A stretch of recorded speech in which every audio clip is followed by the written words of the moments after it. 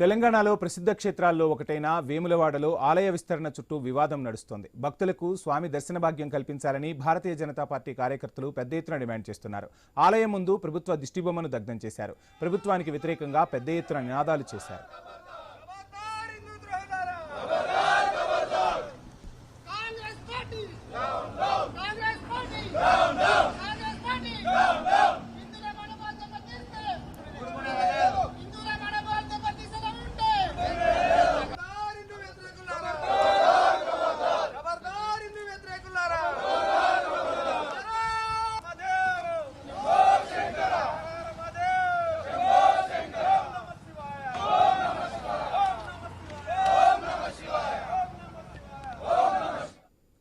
ఇక ఈ వివాదంపై స్పందించారు స్థానిక ఎమ్మెల్యే ఆది శ్రీనివాస్. 340 కోట్ల రూపాయలతో ఆలయాన్ని అభివృద్ధి చేస్తున్నట్లు వివరించారు.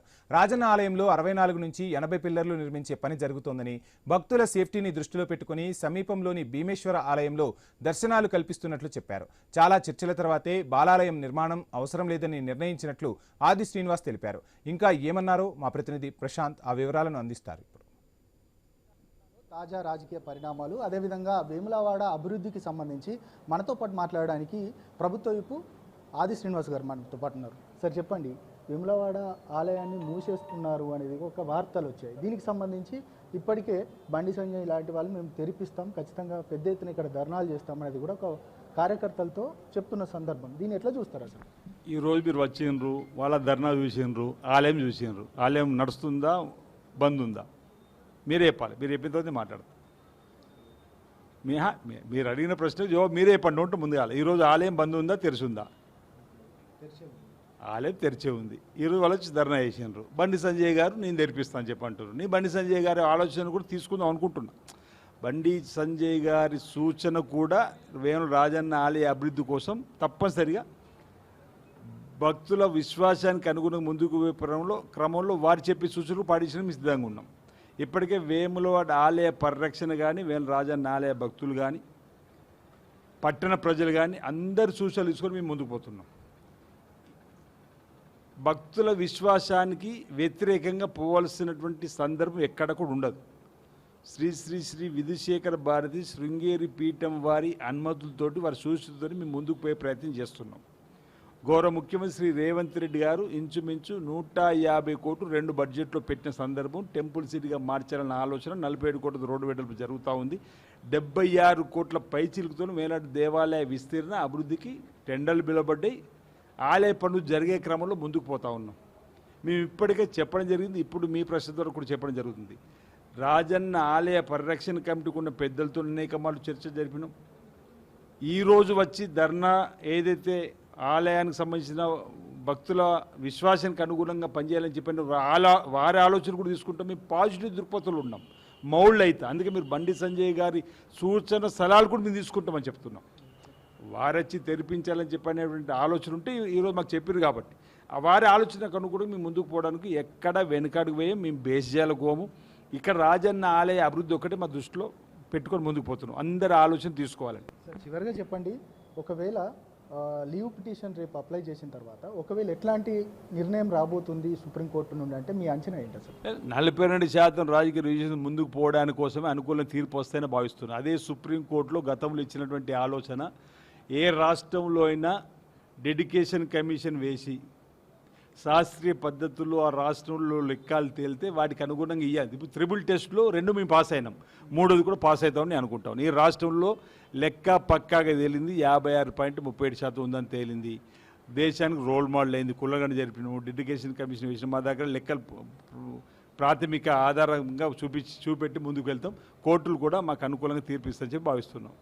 సార్ చివరిగా చెప్పండి, అంటే జాబ్ కార్డు, అంటే బాకీ కార్డు అంటూ కూడా బీఆర్ఎస్ ఒక ఉద్యమాన్ని మొదలుపెట్టింది. మీరు చాలా బాకీ ఉన్నారు ప్రజలకంటూ కూడా, ఇక 2500 మహిళలకు ఇవ్వలేదు అని చాలా బాకీలు ఉన్నారు అనేది కూడా ఒక బాకీ కార్డు ఉద్యమాన్ని మొదలుపెట్టింది. దీన్ని ఎట్లా చూస్తారు అసలు?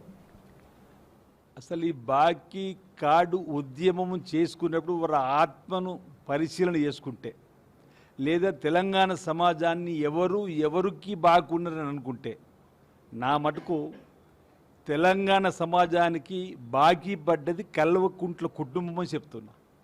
2014లో 78,000 కోట్ల అప్పుతో సంవత్సరానికి 6,000 అసలు వడ్డీ కట్టమని శ్రీ సోనియా గాంధీ గారు తెలంగాణ ఇచ్చినాడు. లెక్కలు చెప్తే ఈ 9.5 ఏళ్ల వాళ్ళ విధ్వంస పరిపాలన తర్వాత 8 లక్షల కోట్ల అప్పుల్లోకి తెలంగాణ వెళ్ళిందంటే ఎవరికి బాకీ పడ్డారో అంటున్నా. మీ దురాలోచన వల్ల, మీ అవినీతి అక్రమాలతో సంపాదించుకోవాలనే ఆలోచన వల్ల 8 లక్షల కోట్ల అప్పులు తీసుకుపోయి ఆనాడు సంవత్సరానికి 6,000 అసలు వడ్డీ కట్టే పరిస్థితి చూపిస్తుంది. నెలకు 6,000 వడ్డీ కట్టే పరిస్థితుల్లో కూడా ఎన్ని సంక్షేమ కార్యక్రమం ప్రారంభం చేసినాం.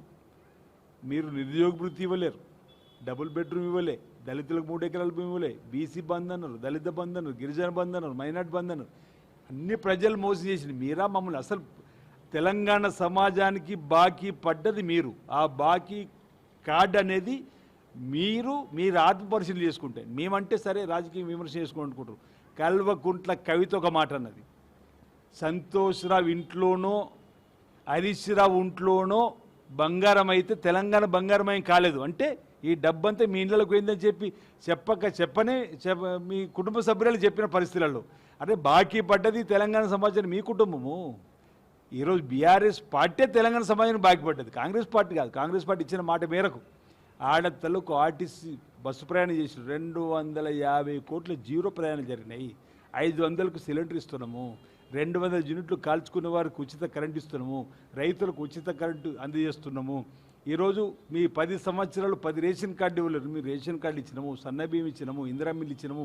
రైతులకు ఏకకాలంలో దేశ స్థాయిలో ఎవరు ఊహించిన విధంగా 25,25,000 కుటుంబాలకు 20,650 కోట్లు ఈరోజు రుణమాఫీ చేసిన 2 లక్షల లోపల.